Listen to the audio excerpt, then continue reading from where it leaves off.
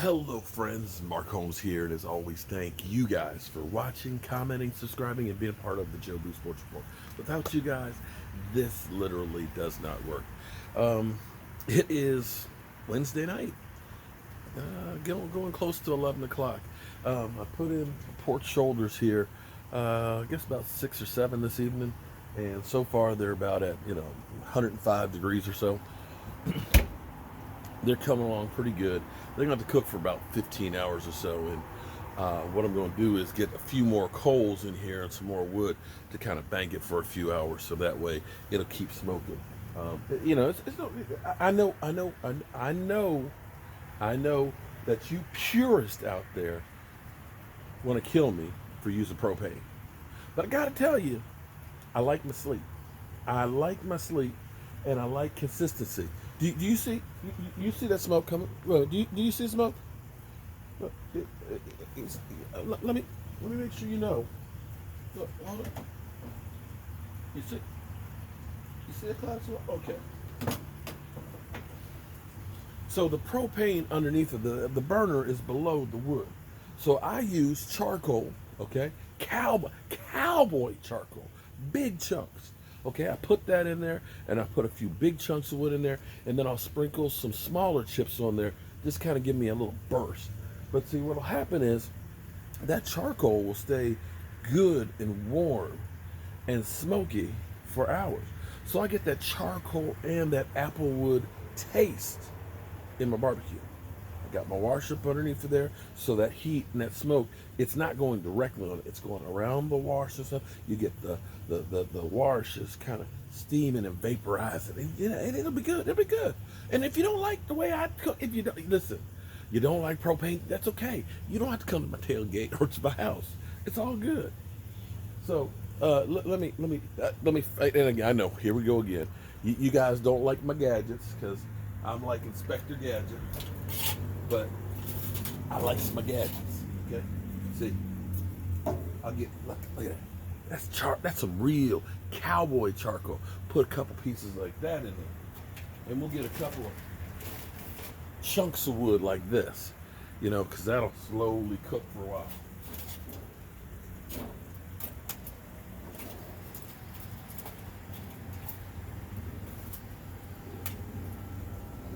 And just remember, if you don't like what we're serving here, because we serving up L's, hot L's out there, skip. Okay, so much for the doom and gloom. You know what we heard? Excuse me. What we heard this whole off season, that Dak Prescott has to take a pay cut.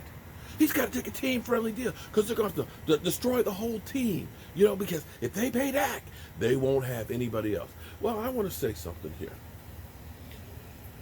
Franchise tagging him is the most expensive thing they could do. Seriously. So right now it's a $31 million cap hit. $31 million. It's a hard number. Hard number.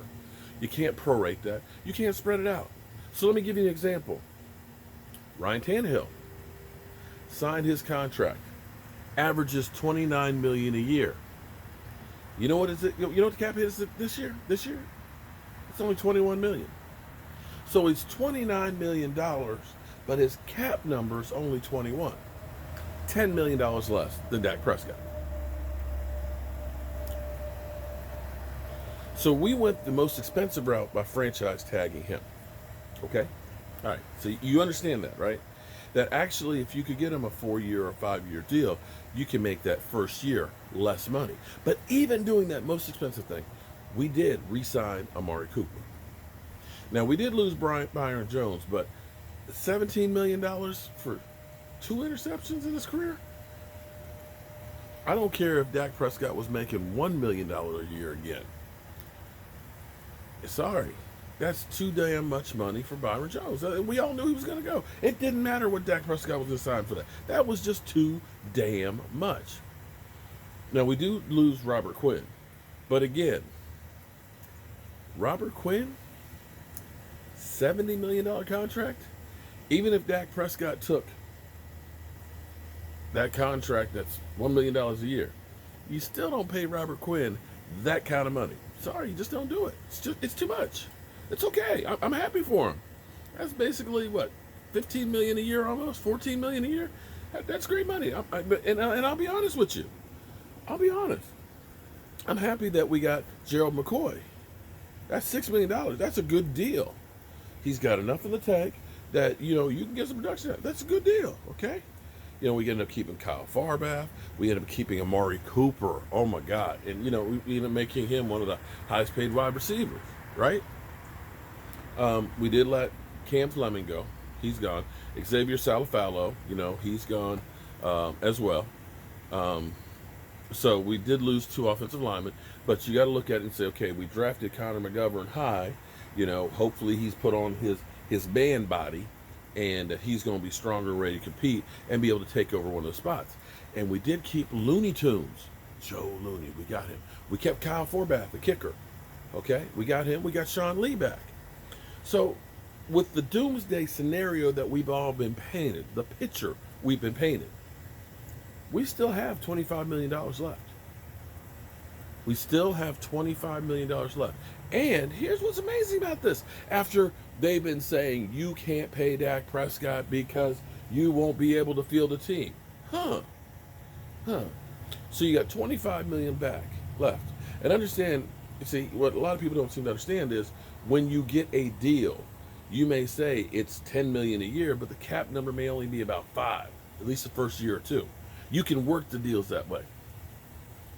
You can still get 8 to 10 million more just by getting Dak Prescott a deal. So I want you to think about that for 1 second. Think about that for 1 second. You ended up signing Amari Cooper. You get Dak Prescott to a long-term deal. You end up bringing Gerald McCoy in. You got a cornerback, I can't remember his name. He's got some experience, but not a whole lot. You brought back Anthony Brown. You brought back Sean Lee. You brought back Looney Tunes. You brought back these guys already. You could easily have $35 million just by getting Dak Prescott. After taking care of those guys, you still have $35 million. You get that deal done. And because you let Cam Fleming go and you redid Lyle Collins and Zeke Elliott's contract, you end up getting about another $9 million because Cam Fleming's option was $5.1 million. That saved you there. And the Zeke Elliott and Lyle Collins deal, that also saved you $4 million there. So all of that whining we heard from, Dak's got to understand, he needs all these guys. Well, we lost Randall Cobb. Didn't like losing Randall Cobb, but, the money he got paid, hey, I ain't mad at him. But I don't think, me personally, I think anybody who had played in this offense, because you had Amari Cooper and Michael Gallup, 2 guys that were getting 1,000 yards. And when you take Blake Jarwin and put him in there instead of Jason Witten, those yards are going to pick up from the tight end. And you have Zeke Elliott in the backfield. There's too many people to cover. And so what you're going to find is an average wide receiver, if he can catch the football and run routes, is going to do well in the Cowboys. So you don't necessarily have to have a number 1 wide receiver. It's a slot receiver.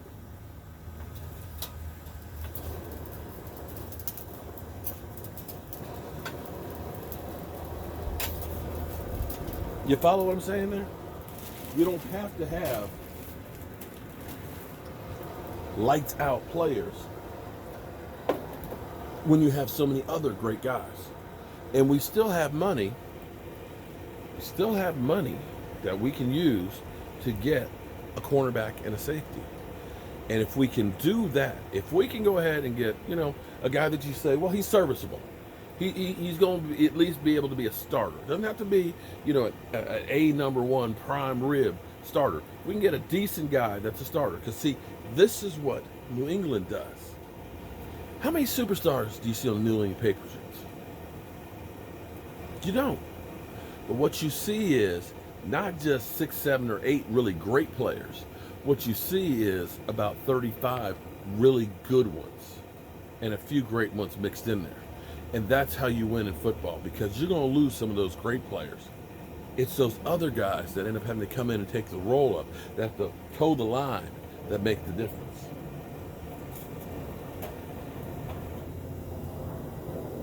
And I'm telling you guys, that's fire. That's fire when you can do that. Because that's what I'm talking about. We smoking.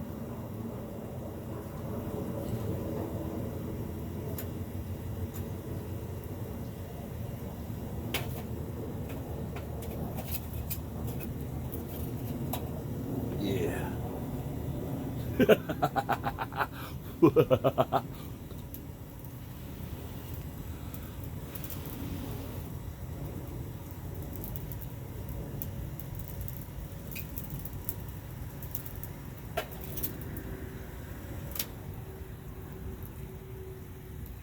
Go ahead, trolls. Make my day.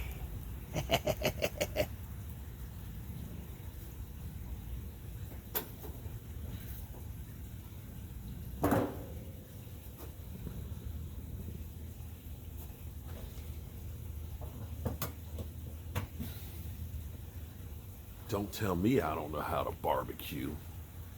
I'll see you guys maybe later on tonight. 'Cause I'll probably stay up here and check on my meat here. I'll see you guys later.